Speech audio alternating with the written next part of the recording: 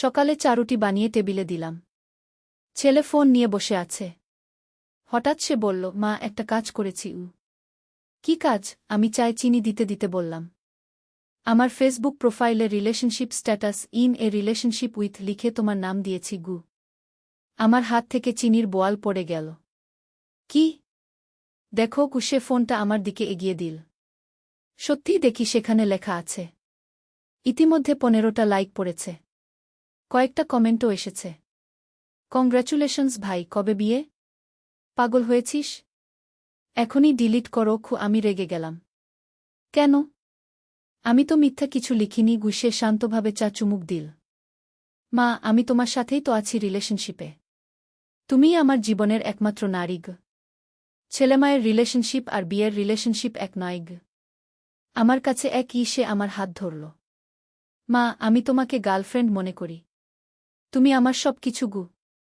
আমি ফোন নিয়ে post delete করতে গেলাম। কিন্তু সে আমার হাত আটকাল। মা, প্লিজ। আমি চাই সবাই জানুক আমি কার সাথে। আমি তোমাকে ভালোবাসি, তোমাকে বিয়ে করতে চাই। কি তার চোখে অদ্ভুত একরকম আবেগ। আমরা 1 সপ্তাহ পর কোর্ট ম্যারেজ করব। আমি সব ঠিক করে ফেলেছি। রুটির টুকরো আমার গলায় আটকে গেল। এই গল্পটি সম্পূর্ণ শুনলে আপনাদের পানি অটোমেটিক বের হয়ে যাবে, সো যত দ্রুত সম্ভব হাতের কাছে টিস্যু নিয়ে বসে পড়ো। বিছানার চাদর যেন নষ্ট না হয় সেটা সম্পূর্ণ খেয়াল রাখার অনুরোধ জানিয়ে গল্পটি এখন শুরু করব। তার আগে সর্বশেষ অনুরোধ, দয়া করে এমন পানি বের করার গল্প নিয়মিত শুনতে আমাদের চ্যানেলটি সকলেই সাবস্ক্রাইব করুন। ধন্যবাদ। হ্যালো বন্ধুরা, আমার নাম রূপালী সরকার। আমার বয়স 43 বছর। আমার স্বামীর নাম বিকাশ সরকার, বয়স 46 বছর। আমাদের 2 সন্তান, তনয় আর রিয়া। তনয় 20 বছর বয়সী, বিশ্ববিদ্যালয়ে পড়ে। রিয়া 13 বছর বয়সী, স্কুলে যায়। তো বন্ধুরা, আজকের এই গল্পটা শুরু হয়েছিল গত সপ্তাহে। স্বামী বিকাশ অফিসে গেছে। রিয়া স্কুলে। শুধু আমি আর তনয় বাসায়। এমন সময় তনয় আমার কাছে এসে বলল, মা, আমি তোমার সাথে একটা খেলা খেলতে চাই। কি খেলা? আমি জিজ্ঞেস করলাম। একটা সিক্রেট গেম। তুমি আমার চোখ বেঁধে দাও। তারপর আমি তোমাকে স্পর্শ করব, তুমি বলবে আমি কোথায় ছুঁয়েছি। আমি অবাক হলাম। এ কেমন খেলা? মা, প্লিজ। আমার খুব ইচ্ছে করছে। কি তার চোখে আগ্রহ। আমি ভাবলাম ছেলে বড় হয়ে গেছে। নতুন নতুন জিনিস শিখছে। হয়তো কলেজের বন্ধুদের কাছে শুনেছে। ঠিক আছে, আমি বললাম। তনয় একটা কাপড় দিয়ে আমার চোখ বেঁধে দিল। তারপর আস্তে আস্তে আমার হাত ধরল। মা, এখন আমি তোমার হাত ধরেছি। হ্যাঁ, আমি বললাম। তারপর সে আমার কাঁধে হাত রাখল। এখন কোথায়? কাঁধে। আমি বললাম। খেলাটা ভালোই চলছিল। তনয় আমার মাথায়, গালে, ঘাড়ে স্পর্শ করছিল। আমি ঠিকই বলে দিচ্ছিলাম। হঠাৎ সে আমার পিঠে হাত রাখল। এখন? পিঠে। আমি হেসে বললাম। কিন্তু তারপর যা হলো সেটা আমি কখনো ভাবিনি। তনয় আমার কোমরে হাত রাখল। এখন? কোমরে চিয়ে আমার গলা একটু কাঁপল। তারপর সে আরও নিচে নামল। আমি চকিতে চোখের কাপড় খুলে ফেললাম। তনয়, এ কি করছিস? তনয় হেসে বলল, মা, এটা শুধু একটা খেলা। আমি তোমার প্রতি আকর্ষণ বোধ করি। তুমি খুব সুন্দর। আমার মাথা ঘুরে গেল। তনয়, তুমি কি বলছ? মা, আমি তোমাকে ভালোবাসি। একজন পুরুষ যেভাবে একজন নারীকে ভালোবাসে। কি তার চোখে অদ্ভুত তেজ। তুমি আমার ছেলে। আমি চিৎকার করলাম। আমি জানি। কিন্তু আমি আর পারছি না। তোমাকে দেখলে আমার আমি তার কথা আর শুনলাম না। দৌড়ে নিজের রুমে গিয়ে দরজা বন্ধ করে দিলাম। কিন্তু তনয় দরজায় নক করতে লাগল। মা, প্লিজ। আমার সাথে কথা বলো। যা এখান থেকে, আমি চিৎকার করলাম। কিন্তু সে যাচ্ছিল না। বরং বারবার বলছিল, মা, আমি তোমাকে বিয়ে করব। আমরা একসাথে থাকব। আমি ভয় পেয়ে গেলাম। এ কি হচ্ছে? আমার নিজের ছেলে আমার প্রতি? আমি কাঁপতে লাগলাম। তনয় এরপর দরজার সামনে থেকে বলল, মা, আমি জানি তুমি আমাকে ভালোবাসো। তুমি যখন আমার জ্বর হলে সারারাত জেগে থাকো। আমার খাবার বানাও। আমার কাপড় ধুয়ে দাও। এসব একজন স্ত্রী করে। এসব একজন মা করে। আমি বললাম। তাহলে পার্থক্য কি? তুমি আমার যত্ন নাও, আমি তোমার যত্ন নিই। আমরা একে অপরকে ভালোবাসি। তাহলে বিয়ে করলে সমস্যা কি? আমি কোনো উত্তর দিলাম না। কারণ আমার মাথা কাজ করছিল না। সন্ধ্যায় বিকাশ অফিস থেকে ফিরল। আমি তাকে কিছু বলিনি। কারণ কি বলবো? আমার ছেলে আমাকে বিয়ে করতে চায়। সে বিশ্বাস করবে? রাতে খাবারের সময় তনয় একদম স্বাভাবিক ছিল। হাসি খুশি। যেন সকালে কিছুই হয়নি। কিন্তু মাঝে মাঝে আমার দিকে এমনভাবে তাকাচ্ছিল, যেটা আমাকে অস্বস্তিতে ফেলে দিচ্ছিল। রাতে শোয়ার আগে সে আমার রুমে এল। মা, আমি তোমার সাথে কথা বলতে চাই। তনয়, তুমি যা ভাবছ সেটা ঠিক নয় গো, আমি বললাম। কেন ঠিক নয়? আমি তোমাকে সবচেয়ে বেশি ভালোবাসি। তুমিও আমাকে সবচেয়ে বেশি ভালোবাসো। তাহলে? এটা পাপ? কোনো পাপ? ভালোবাসা কি পাপ? আমি কোনো উত্তর দিতে পারলাম না। মা, আমি তোমাকে একটা প্রস্তাব দিচ্ছি। আমরা 1 মাস একসাথে থেকে দেখি। যদি তোমার ভালো লাগে তাহলে আমরা বিয়ে করি। তনয়, আমি আটকে উঠলাম। শুধু একটা চান্স দাও। 1 মাস কি? তার চোখে অনুরোধ। আমি দরজার দিকে ইশারা করলাম। বের হয়ে যাও। তনয় বেরিয়ে গেল। কিন্তু যাওয়ার সময় বলল, মা, আমি হাল ছাড়ব না। আমি তোমাকে পাবই। পরের দিন থেকে তনয়ের আচরণ আরও অদ্ভুত হয়ে গেল। সে আমার সাথে খুব মিষ্টি করে কথা বলতে লাগল।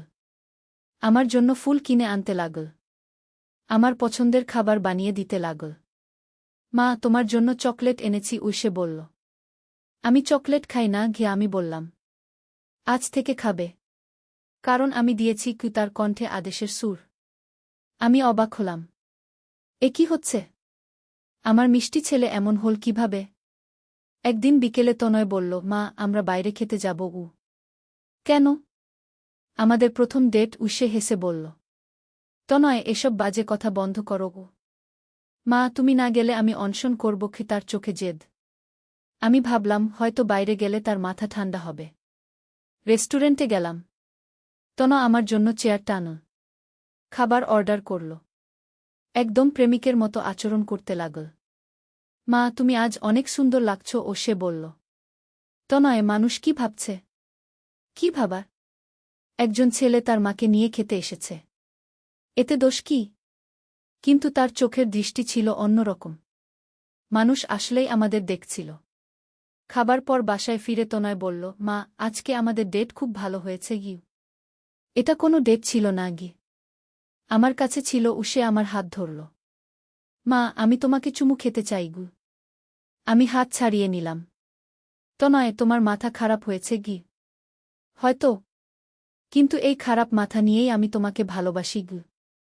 রাতে আমার ঘুম হল না। বারবার ভাবছিলাম কি করব। বিকাশকে বলবো। কিন্তু সে বিশ্বাস করবে? আর যদি বিশ্বাস করে তাহলে ঘরে কলহ হবে। এভাবে কয়েকদিন চলার পর একদিন তনা আমাকে বলল, মা, আমি তোমার জন্য একটা রিং কিনেছি। কি রিং? Engagement ring. সে একটা ছোট বাক্স বের করল। আমার তো মাথা ঘুরে গেল। তনয়, এসব কি? মা, আমি তোমাকে প্রপোজ করছি। তুমি আমাকে বিয়ে করবে? সে আমার সামনে হাঁটু গেড়ে বসল। রিংটা আমার দিকে এগিয়ে দিল। আমি পিছিয়ে গেলাম। তনয়, তুমি পাগল হয়ে গেছো। হ্যাঁ, তোমার জন্য পাগল হয়েছি। মা, আমার উত্তর দাও। হ্যাঁ না না? না, আমি চিৎকার করে বললাম। তনয়ের চোখ লাল হয়ে গেল। কেন না? কি সমস্যা? আমি তোমার মা। এটাই সমস্যা? এটা কোনো সমস্যা নয়। সে উঠে দাঁড়াল। মা, আমি তোমাকে সময় দিচ্ছি। ভেবে দেখো। পরের দিন সকালে উঠে দেখি তনয় বাসায় নেই। তার রুমে গিয়ে দেখি সব জামাকাপড় নেই। টেবিলে একটা চিঠি পড়ে আছে। চিঠিতে লেখা, মা, আমি বুঝতে পারছি তুমি আমার ভালোবাসা গ্রহণ করতে পারছ না। তাই আমি চলে যাচ্ছি। কিন্তু আমি ফিরে আসব। যখন ফিরব তখন তুমি আমার স্ত্রী হয়ে আমার সাথে থাকবে। এটাই আমার শেষ কথা। আমি কাঁদতে লাগলাম। আমার ছেলে কোথায় গেল? সে কি করছে? বিকাশকে বললাম তনয় বন্ধুদের সাথে কোথাও গেছে। কয়েকদিন পর ফিরবে। কিন্তু ভিতরে ভিতরে আমি খুব চিন্তিত। 1 সপ্তাহ পর তনয় ফিরল। কিন্তু সে একলা নয়। তার সাথে একটা মেয়ে। সুন্দর, স্মার্ট। মা, এ হচ্ছে প্রিয়া। আমার গার্লফ্রেন্ড, তনয় বলল। আমি অবাক হলাম। গার্লফ্রেন্ড? হ্যাঁ। আমরা বিয়ে করব। প্রিয়া এগিয়ে এসে আমার পা ছুঁয়ে প্রণাম করল। আন্টি, আমি প্রিয়া। তনয়ের অনেক কথা শুনেছি আপনার। আমি হাসিমুখ করে বললাম, বসো মা। চা খাবে? সেদিন রাতে তনয় আমার রুমে এল। মা, তুমি কেমন পেলে প্রিয়াকে? খুব ভালো মেয়ে। তোমার জন্য পারফেক্ট। সত্যি, তার চোখে খুশি। মা, আমি বুঝতে পেরেছি। আমি তোমাকে যেভাবে ভালোবাসতাম সেটা ছিল একটা কনফিউশন। আসলে আমি একটা সঙ্গিনী খুঁজছিলাম, যে তোমার মতো যত্ন নেবে। আমি স্বস্তির নিঃশ্বাস ফেললাম। মা, প্রিয়া তোমার মতোই রান্না করতে পারে, তোমার মতোই যত্ন নেয়। তাই আমার মনে হয়েছিল আমি তোমাকে ভালোবাসি। তাহলে এখন আমি বুঝেছি, তুমি আমার মা। আমি তোমাকে মা হিসেবেই ভালোবাসি, আর প্রিয়াকে ভালোবাসি একজন জীবনসঙ্গী হিসেবে। আমার চোখ দিয়ে পানি এল। আমার ছেলে ফিরে পেয়েছি। মা, তুমি কাঁদছ কেন? খুশিতে। তুমি সঠিক পথে ফিরে এসেছ। তন আমাকে জড়িয়ে ধরল। মা, আমি তোমাকে কষ্ট দিয়েছি। সরি। তুমি আমার ছেলে। তোমাকে ক্ষমা না করলে কাকে করব? এরপর তনয় এবং প্রিয়ার বিয়ে হল। খুব সুন্দর একটা অনুষ্ঠান। প্রিয়া সত্যিই খুব ভালো মেয়ে। তনয়কে খুব যত্ন নেয়া। আমার সাথেও খুব ভালো ব্যবহার করে। এখন আমরা সবাই একসাথে খুশিতে আছি। তনয় তার কনফিউশন কাটিয়ে উঠেছে। প্রিয়ার সাথে সুখী জীবন যাপন করছে। আর আমি পেয়েছি একটা মেয়ে। কিন্তু মাঝে মধ্যে ভাবি, যদি তনয় প্রিয়াকে না পেত, যদি সে তার সেই কনফিউশনে থেকে যেত, তাহলে কি হতো? এই ভেবে আমি কাঁপি। কিন্তু ভগবানের কৃপায় সব ঠিক হয়ে গেছে। আমার পরিবার এখন আগের মতোই সুখী। যে মায়েরা এই গল্প শুনছেন, আপনাদের একটা কথা বলি। ছেলেরা যখন বড় হয় তখন অনেক সময় কনফিউশনে পড়ে। তারা মা এবং স্ত্রীর পার্থক্য বুঝতে পারে না। এমন সময় তাদের সঠিক পথ দেখানো আমাদের দায়িত্ব। তনয় যদি সত্যিই আমাকে বিয়ে করতে চাইত, তাহলে আমি তাকে বোঝাতাম যে এটা ভুল। কিন্তু সৌভাগ্যবশত সে নিজেই বুঝতে পেরেছে। আজকে তনয় আমাকে ফোন করে বলল, মা, প্রিয়া প্রেগন্যান্ট। আমার খুশিতে মন ভরে গেল। সত্যি? হ্যাঁ মা। তুমি দাদি হতে যাচ্ছ। দাদি? কি সুন্দর শব্দ। আমার নাতি বা নাতনি আসছে। মা, বাচ্চা হলে তুমিই তার যত্ন নেবে। আমি চাই আমার বাচ্চা তোমার হাতে বড় হোক। আমি কিছু বলতে পারলাম না, শুধু কাঁদলাম। এই কান্না ছিল খুশির কান্না। আমার ছেলে তার বিভ্রান্তি কাটিয়ে এখন একজন দায়িত্বশীল মানুষ হয়েছে। এই গল্পের মাধ্যমে আমি বোঝাতে চেয়েছি যে পারিবারিক সম্পর্কের ক্ষেত্রে অনেক সময় কনফিউশন তৈরি হয়। বিশেষ করে কিশোর বয়সে ছেলেমেয়েরা অনেক কিছু নিয়ে দ্বিধায় পড়ে। এমন সময় পরিবারের বড়দের ধৈর্য ধরে তাদের সঠিক পথ দেখানো উচিত। তনয়ের ক্ষেত্রে যা হয়েছিল সেটা ছিল একটা মানসিক কনফিউশন। সে মা এবং জীবনসঙ্গীর মধ্যে পার্থক্য বুঝতে পারছিল না। কিন্তু যখন সে প্রিয়াকে পেল, তখন বুঝতে পারল যে আসলে সে কি খুঁজছিল। আমি আমার সব ভুল করিনি। আমি ধৈর্য ধরেছি। আমার ছেলেকে বুঝতে দিয়েছি। আর শেষ পর্যন্ত সব ঠিক হয়ে গেছে। এখন আমরা একটা সুখী পরিবার। তনয় এবং প্রিয়া খুব ভালো আছে। শীঘ্রই আমি দাদি হব। জীবনটা কত সুন্দর। যদি কোনো মা এই রকম সমস্যার মুখোমুখি হন, তাহলে আমার পরামর্শ হবে, ধৈর্য ধরুন। রেগে যাবেন না। ছেলেকে বোঝান। প্রয়োজনে মনোবিদের সাহায্য নিন। কিন্তু হাল ছেড়ে দেবেন না। আজ প্রিয়া আমাকে বলল, মা, আপনি কি জানেন তনয় ভাইজা আগে আপনাকে নিয়ে কত পাগলামি করত? আমি অবাক হলাম। তুমি জানো? হ্যাঁ। তনয় ভাইজা আমাকে সব বলেছে। সে বলেছে আমি আসার আগে সে খুব কনফিউজ ছিল। সে ভাবত আপনাকে ভালোবাসে রোমান্টিকভাবে। তুমি রাগ করনি? কেন করব? এটা তো একটা মানসিক সমস্যা ছিল। এখন সে ঠিক আছে। আর আমি বুঝি কেন সে আপনাকে এত ভালোবাসে। আপনি সত্যিই অসাধারণ একজন মা। প্রিয়ার কথা শুনে আমার চোখে পানি এল। কত বুদ্ধিমতী মেয়ে। সে তনয়ের অতীত নিয়ে কোনো সমস্যা করেনি। বরং তাকে আরও ভালোবেসেছে। প্রিয়া, তুমি তনয়কে খুশি রাখো। সে একটা ভালো ছেলে। শুধু একটু কনফিউজ ছিল ও। আমি জানি মা। আর আমি তাকে সবসময় খুশি রাখব। কিছুদিন পর বিকাশ আমাকে বলল, তনয়ের আচরণ কিন্তু অনেক পরিবর্তন হয়েছে। আগে সে সবসময় তোমার আশেপাশে ঘুরত। এখন প্রিয়ার সাথে সময় কাটায়। এটা ভালো ও। আমি হাসলাম। বিকাশ জানেই না আসলে কি হয়েছিল। হ্যাঁ, ছেলেরা বড় হলে এমনই হয়। তাদের নিজের পরিবার হয় গু। তুমি মন খারাপ করছো না তো? তনয় এখন তোমার কাছে আগের মতো আসে না আগে। না, আমি খুশি। সে এখন সঠিক পথে আছে গু। সত্যি বলতে আমি খুবই স্বস্তিতে ছিলাম। তনয় এখন প্রিয়ার সাথে সময় কাটায়। আমার সাথে একটা স্বাভাবিক মাছেলের সম্পর্ক। আর কোনো অস্বস্তি নেই। একদিন রিয়া আমাকে বলল, মা, তনয় ভাইজা এখন কেন প্রিয়া ভাবির সাথে সব সময় থাকে? আগে তো তোমার সাথে সব সময় থাকত ও। আমি রিয়াকে বুঝিয়ে বললাম, রিয়া, ছেলেদের বিয়ে হলে তারা নিজের স্ত্রীর সাথে সময় কাটায়। এটা স্বাভাবিক ও। কিন্তু আমার তো মন খারাপ লাগে। তনয় ভাইজা আগে আমাকে নিয়ে খেলত।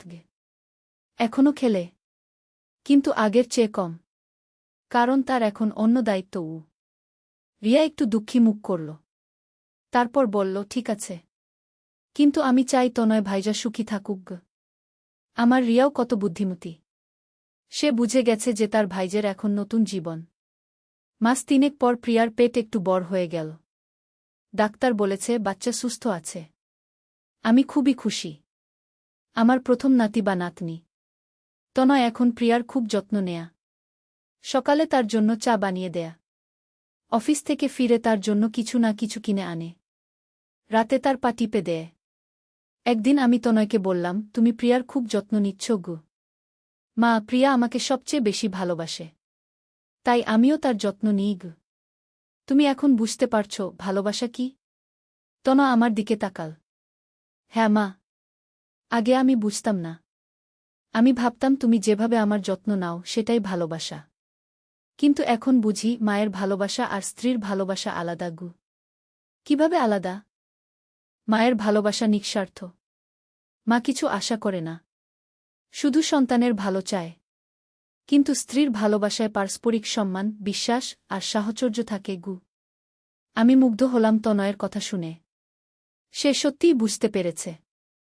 আর মা, আমি এখন বুঝি কেন আমি আগে কনফিউজড ছিলাম। আমি একটা জীবনসঙ্গী খুঁজছিলাম, কিন্তু তোমার যত্নই আমার কাছে সব ছিল। তাই ভেবেছিলাম তোমাকেই ভালোবাসি গি। এখন এখন আমি প্রিয়াকে ভালোবাসি। আর তোমাকে মা হিসেবে সম্মান করি গি। এই কথোপকথনের পর আমার মনে একটা শান্তি এল। আমার ছেলে সম্পূর্ণভাবে সুস্থ হয়ে গেছে। প্রিয়ার বাচ্চা হওয়ার আর মাত্র 3 মাস বাকি। আমি তার জন্য বাচ্চার কাপড়চোপড় কিনছি। ছোট ছোট জামা, প্যান্ট, মোজা। কত সুন্দর লাগছে। একদিন প্রিয়া আমাকে বলল, মা, আমার একটা অনুরোধ। বলো মা গি। আমার বাচ্চা হলে আমি চাই আপনিই তার নাম রাখুন গো। আমি? হ্যাঁ। তনয় ভাইজাও একই কথা বলেছে। আমরা দুজনেই চাই আপনি নামটা ঠিক করুন ঘ। আমার চোখে পানি এল। ঠিক আছে। আমি নাম ভেবে রাখব। যদি ছেলে হয় তাহলে নাম রাখব খু অর্নিশ গো। আর মেয়ে হলে খু অর্পিতা গু। দুটো নামই খুব সুন্দর।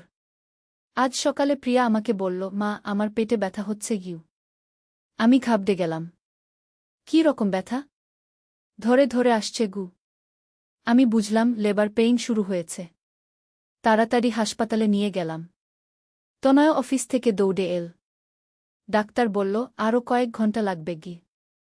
আমরা অপেক্ষা করতে লাগলাম। তনয় খুব অস্থির। বারবার হাঁটছে। তনয়, বসো। সব ঠিক হবে খু, আমি তাকে বললাম। মা, প্রিয়ার কিছু হলে? কিছু হবে না। ডাক্তার আছেন উ। রাত 10টার সময় একটা ছেলে বাচ্চা জন্মাল। ডাক্তার বলল, বাচ্চা সুস্থ। মাও ভালো উ। আমরা খুশিতে কেঁদে ফেললাম। আমার প্রথম নাতি। বাচ্চাটাকে দেখলাম। তনয়ের ছোটবেলার মতো দেখতে। কত সুন্দর। মা, নাম কি রাখব? তনয় জিজ্ঞেস করল। অর্নিশ। অর্নিশ সরকার উ। তনয় হাসল। খুব সুন্দর নাম ঘ। প্রিয়াও হাসল। ধন্যবাদ মা গু। আমি আমার নাতিকে কোলে নিলাম। কত ছোট, কত নরম। আমার মনে হলো জীবনটা কত সুন্দর। এই ছোট্ট বাচ্চাটার জন্য আমি যা কিছু করব সেটা হবে দাদির ভালোবাসা। কোনো কনফিউশন নেই। আমি জানি আমার অবস্থান। তনয় এখন একজন বাবা। সে তার সন্তানকে ভালোবাসবে। আমি দাদি হয়ে নাতিকে ভালোবাসব। আর প্রিয়া মা হয়ে সন্তানের যত্ন নেবে। আমাদের পরিবারে এখন একটা নতুন সদস্য যোগ হল। আমাদের সবার মধ্যে এখন একটা নতুন বন্ধন। এই গল্পের শিক্ষা হচ্ছে পারিবারিক সম্পর্কে অনেক সময় জটিলতা তৈরি হয়, কিন্তু ধৈর্য আর ভালোবাসা দিয়ে সব সমাধান হয়ে যায়। তনয়ের যে সমস্যা ছিল সেটা অস্বাভাবিক কিছু নয়। অনেক ছেলেরই কিশোর বয়সে এমন কনফিউশন হয়, কিন্তু সময়ের সাথে সব ঠিক হয়ে যায়। আমি আমার সব মা বোনদের বলব, যদি আপনাদের ছেলেরা কখনো এমন আচরণ করে তাহলে ধৈর্য ধরুন। রেগে যাবেন না। তাদের বোঝান। প্রয়োজনে বিশেষজ্ঞের সাহায্য নিন। কিন্তু হাল ছেড়ে দেবেন না। আজ অর্নিশের বয়স ৩ মাস। সে খুব মিষ্টি। আমি সারাদিন তার সাথে খেলি। তন আর প্রিয়া অফিসে থাকার সময় আমি তার যত্ন নিই। অর্নিশ যখন হাসে তখন মনে হয় পুরো পৃথিবী আলোকিত হয়ে গেছে। এই ছোট্ট সোনামণি আমাদের পরিবারে এত খুশি নিয়ে এসেছে। তনয় এখন একজন দায়িত্বশীল বাবা। সে রাতে উঠে অর্নিশের দুধ খাওয়ায়, ডায়াপার বদলায়, প্রিয়াকে সাহায্য করে। মা বাবা হওয়ার পর আমি বুঝতে পারছি তুমি আমার জন্য কত কিছু করেছ, তনয় একদিন বলল। সব মাই করে কিন্তু তুমি বিশেষ। তুমি আমার সব ভুল সহ্য করেছ। আমার কনফিউশনের সময় ধৈর্য ধরেছ। আমি তনয়ের মাথায় হাত বুলিয়ে দিলাম। তুমি আমার ছেলে। তোমার জন্য সব করতে পারি। আজ আমি এই গল্প শেষ করছি একটি সুখী সমাপনী দিয়ে। আমাদের পরিবার এখন সম্পূর্ণ। তনয় তার সমস্যা কাটিয়ে উঠেছে। প্রিয়া একজন চমৎকার পুত্রবধূ। অর্নিশ আমাদের জীবনে আনন্দ নিয়ে এসেছে। জীবনে অনেক চ্যালেঞ্জ আসে, কিন্তু পরিবারের ভালোবাসা আর একতা দিয়ে সব কাটিয়ে ওঠা যায়। আমার এই অভিজ্ঞতা থেকে আমি শিখেছি, কোনো সমস্যাই চিরস্থায়ী নয়।